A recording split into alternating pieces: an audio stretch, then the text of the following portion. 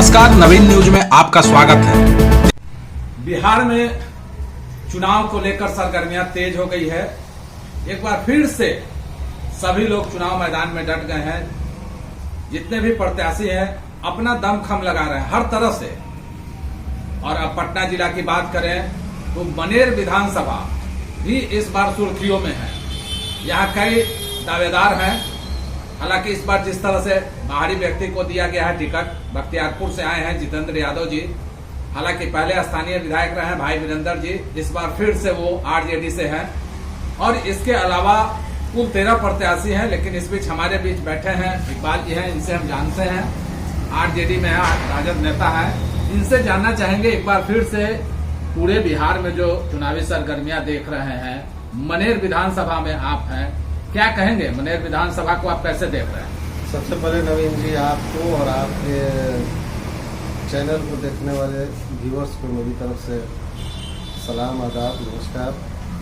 रह गई बात चुनाव की, मनेर में सबसे पहली बात है कि बाहरी को नहीं एक्सेप्ट करता है। क्या वजह है जो आप बाहरी लोग को यहाँ नहीं लोग वोट देना? सर, यहाँ नेताओं की कमी नहीं है ना। यहाँ तो अच्छे नेता हैं। बीजेपी किस कारण से अपनी अपनी सीट को दूसरे के हाथों दिया है, ये तो वही कहावत हो गई कि हेलीकॉप्टर छाप है उनका, हेलीकॉप्टर से इनको बख्तियारपुर से मनेर विधानसभा के लिए लैंड कराया गया है। न इनको कोई जानता है, न इनको कोई पहचानता है, और रातों रात इनको लैंड करा करके टिकट दे दिया जाता है कि आप जाइए मनेर से चुनाव लड़िए। यहाँ निखिल आनंद जी थे, योग्य है, पढ़े लिखे हैं, शिक्षित हैं, जर्नलिस्ट हैं। निराला जी थे, वो भी कितने बार के विधायक रह चुके हैं। तो इन लोगों में क्या कमी महसूस हुई भारतीय जनता पार्टी को, ये पार्टी ही उनकी बता सकती है। रह गई मनेर में भाई वीरेंद्र की, तो ये आपको मालूम होना चाहिए कि आरजेडी का एक गढ़ कहा जाता है ऑल ओवर बिहार में। तो मनेर का किला कभी ध्वस्त नहीं होगा, चाहे कितनों बड़ी विपत्ति आ जाए।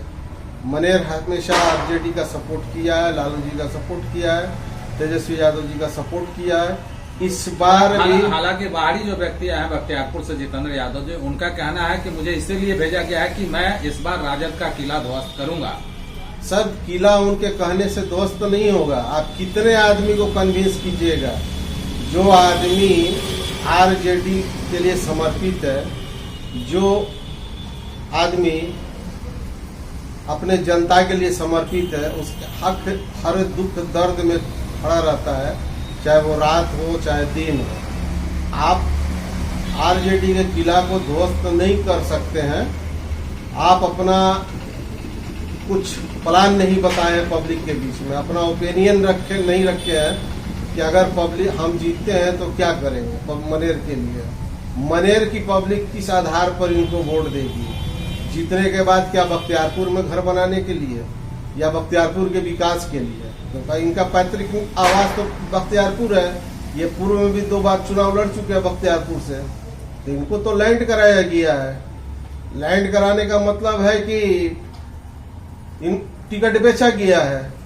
तो इन लोगों से पब्लिक सब कुछ जान रही है, इसलिए क्या लगता है इस बार मनेर में कई और भी हैं? जनशक्ति जनता दल से शंकर यादव जी हैं, उसके बाद जनसुराज से गोपाल सिंह जी भी हैं, और इसके अलावा और जो है निर्दलीय प्रत्याशी हैं जो अपना भाग आजमा रहे हैं। हालांकि ये लोग जो है शंकर यादव जी, गोपाल सिंह जी, काफी ये लोग भी मेहनत कर रहे हैं, दमखम दिखा रहे हैं। ये लोग क्या कितना प्रभाव छोड़ पाएंगे? देखिए, प्रभाव इन लोगों का कुछ नहीं रहेगा। हर इंसान यही जानता है, चाहे वो जनशक्ति जनता दल के कैंडिडेट हो या जनसुराज के हो या पहली बार अपने मैदान में आए हैं, जो बुद्धिजीवी लोग हैं, चाहे जो गांव देहात सुदूर देहात के रहने वाले हैं, वो लोग भी के समझ में आ गया है कि वोट को हमको बर्बाद नहीं करना है। सत्ता परिवर्तन की लहर है पूरे बिहार में, इसलिए एक वोट जो है सत्ता परिवर्तन के हक में ही जाएगा। ये कहीं भी चले जाइए। मैं अभी फिलहाल कांटी में भी था। कांटी में तो इसराइल मंसूरी साहब लड़ रहे हैं चुनाव। मेरा अपना एक व्यक्तिगत लगाव है उनसे, लेकिन जो मैंने न्यूट्रल होकर के देखा, चाहे वो चाय की दुकान हो, सिगरेट की गुमटी हो या झुग्गी झोपड़ी हो, इसराइल मंसूरी साहब का ही नाम लेता है। इंसान का काम बोलता है, नाम नहीं बोलता है। तो भाई वीरेंद्र का भी काम बोलता है, नाम नहीं बोलता है। ये क्षेत्र के लिए काम किए, हर जगह काम कर रहे हैं और करने का अपना हौसला भी रखते हैं कि जो बचा हुआ काम इनके पिछले वक्त का है वो इस बार चुनाव जीतने के बाद तो वो आज पूरा क्या करेंगे। विकास के मुद्दे पर वोट मांग रहे हैं, क्या कर रही है पिछला सर, विकास विकास- है, हाँ। आरजेडी सबसे पहली बात है कि पर रोज पटना जिला में बेरोजगार स्टूडेंट पर लाठियां बरसाई जाती हैं, शिक्षा व्यवस्था ध्वस्त हो चुकी है, स्वास्थ्य व्यवस्था ध्वस्त हो चुकी है, भ्रष्टाचार खुलेआम चल रहा है, अफसरशाही इनके ऊपर हावी हो गया है। ना इनके मंत्री का कोई बात सुनता, ना इनके विधायक का कोई बात सुनता है। बात वहाँ चलती है विभाग में सचिव की चलती है, सचिव हावी हो गए हैं, आईएएस अफसरशाही हावी हो गया इनके मंत्री और इनके विधायक पे। सबसे बड़ी बात है आरजेडी का जो मैनिफेस्टो है वो है सबसे पहली बेरोजगारी, गरीबी, स्वास्थ्य, शिक्षा, भ्रष्टाचार, इन सब को मिटाने के लिए तेज रफ्तार तेजस्वी सरकार को लाना बिहार के अंदर में बहुत जरूरी है। और जिसके लिए मनेर से भाई वीरेंद्र जी को जीत करके जाना भी हालांकि जिस ये तरह से हिस्से आप का बात कर पार्ट रहे हैं होगा। कि लालू यादव के दोनों पुत्र हैं, तेजस्वी यादव और तेज प्रताप जी। तेज प्रताप भी उन्होंने हर जगह कैंडिडेट दिया, मनेर में भी है उनके कैंडिडेट है शंकर यादव जी। वो कितना प्रभाव छोड़ पाएंगे? सर उनका कोई क्योंकि प्रभाव दोनों लालू के पुत्र हैं। है, दोनों लालू जी के पुत्र, लेकिन मेन है कि बेस किसका है? बेस आरजेडी का है, ना कि बेस जेजेडी का है, ना जनसुराज का है। ये लोग पहले आए हैं, अपनी किस्मत को आजमा रहे हैं, लेकिन बेस जो रहता है ना, नींव जब मजबूत रहेगा तो मकान भी आपका अच्छा बनेगा। इसलिए नींव मजबूत है मनेर में आरजेडी का। हालांकि देख लीजिए, एक बार ये थी मनेर का गांधी मैदान है जहां काफी दिन से पानी भरा हुआ था, लेकिन अभी चुनाव आए हैं तो उसके साफ सफाई की जा रही है। तो इसका जो है ग्रामीण जो है जनता जो है कह रही है कि आखिर चुनाव के वक्त ही ऐसा क्यों? सर देखिए, जनता की भी गलती है। गांधी मैदान है, सबके लिए है, लेकिन गांधी मैदान का इंक्रोचमेंट भी तो देखा जाए। इंक्रोचमेंट कितना है? पूरा गांधी मैदान इंक्रोचमेंट किया हुआ है। जो गांधी मैदान था मनेर का, वो गांधी मैदान है कहाँ? और समय बेसमय पर तो सफाई होती रहती है, पानी का निकासी होता रहता है। अब प्राकृतिक आपदा जो बरसात होती है, बारिश का पानी, वो तो 4 महीना चलता है ना। अब तो बारिश जो लगी हुई है उसके लिए तो फिर दिक्कत है, तो किसी के बस में नहीं है प्राकृतिक आपदा जो आती है।